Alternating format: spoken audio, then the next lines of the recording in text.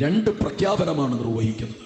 ഒന്ന്, ഹദീസ് നിദാന ശാസ്ത്രപ്രകാരം മുസ്ലിം ലോകം സ്വഹീഹായി അംഗീകരിച്ചിട്ടുള്ള ഏതെങ്കിലും ഹദീസിനെ മർക്കസു ദഅവ തള്ളുകയോ നിഷേധിക്കുകയോ ചെയ്തതായി തെളിയിക്കാൻ കഴിയില്ല.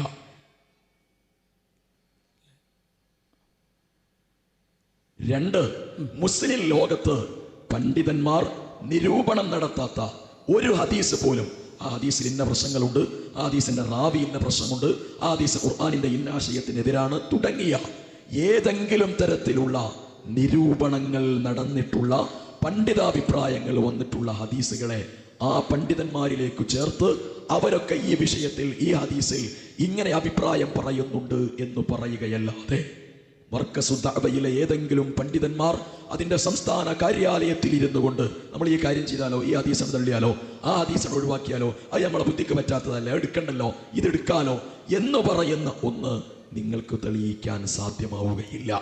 ഓക്കെ, ഇത് നമ്മൾ കേൾപ്പിച്ചെന്ന് അറിയോ, ഇത് നല്ലൊരു പ്രഖ്യാപനമാണ്, നമ്മളതിനെ സ്വീകരിക്കുന്നു.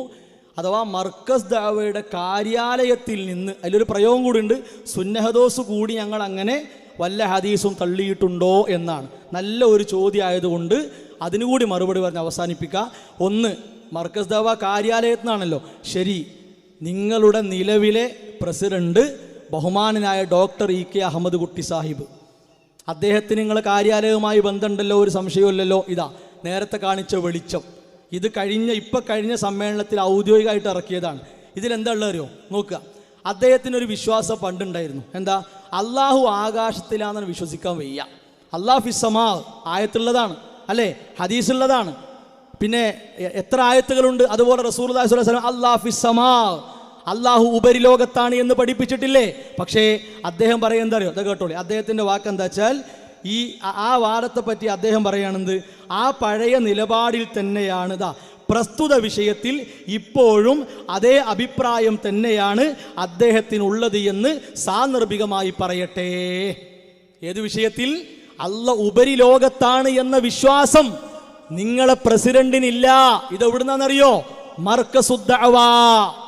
അപ്പൊ ഇനി ഞങ്ങൾ ആരോപണം പറഞ്ഞു എന്ന് പറയണ്ട, ഇതിന്റെ കൂടെ നിങ്ങൾ പറയണം, ഈ വിശ്വാസം സ്വഹാബത്തിന്റെ കാലം മുതൽ ഇങ്ങോട്ട് അഹ്ലുസുന്ന വൽ ജമാഅയിൽ ആര് പറഞ്ഞു? മുജാഹിദ് പ്രസ്ഥാനത്തിന്റെ പാരമ്പര്യത്തിൽ ആര് പറഞ്ഞു? അതാ ഞങ്ങൾക്ക് കിട്ടേണ്ടത്. ഇനി തീർന്നില്ല. ഈ ഷബാബ് 2013 ഈ ഷബാബ് വായിച്ചാൽ എന്താ അറിയോ, ഒറ്റ ഹദീസും നിങ്ങൾക്ക് വേണ്ടെന്നാ പറയണത്. സമയക്കുറവുകൊണ്ട് ഞാൻ പറയണില്ല. എന്താണ്? ഹദീസിനെ വഹിയായി കാണാൻ പറ്റൂല. വമാ യൻതിഖു അനിൽ ഹവാ ഇൻ ഹുവ ഇല്ലാ വഹ്യു യൂഹാ. ജാബിർ റഹ്മാനി ആയത്തല്ലേ, ബഹുമാനനായ ജാബിർ റഹ്മാനി ആയത്തല്ലേ അത്. ഈ ശബാബ് പറയുന്നത് എന്താ അറിയോ, അങ്ങനെ പ്രാമാണികതയിൽ വ്യത്യാസമില്ലെന്നുള്ള അത്യന്തം ഗുരുതരമായ വാദമുഖങ്ങൾ. പ്രമാണത്തിന്റെ കാര്യത്തിലേ അത്യന്തം, ഇത് രണ്ടും പ്രമാണത്തിന്റെ കാര്യത്തിൽ ഒന്നാന്ന് പറഞ്ഞാൽ അത്യന്തം ഗുരുതരമായ വാദങ്ങൾ. അപ്പൊ എന്താണ്?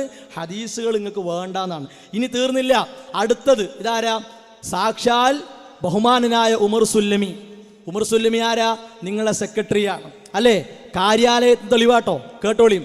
ഉമർ സുല്ലമി ഇതിൽ പറഞ്ഞ കാരണം എന്താ അറിയോ? ബുദ്ധിക്ക് പറ്റാത്തത് കൊണ്ട് സിഹറിന്റെ ഹദീസ്, കുട്ടികളെ രാത്രിയായാൽ പുറത്തിറക്കലുമായി ബന്ധപ്പെട്ട ഹദീസ്, അതൊന്നും എടുക്കാൻ പാടില്ല. ഇൻഷാ അല്ലാഹ് ആവശ്യമാണെങ്കിൽ നമ്മൾ പദാനുപദം വായിക്കും. ഇനി തീർന്നില്ല.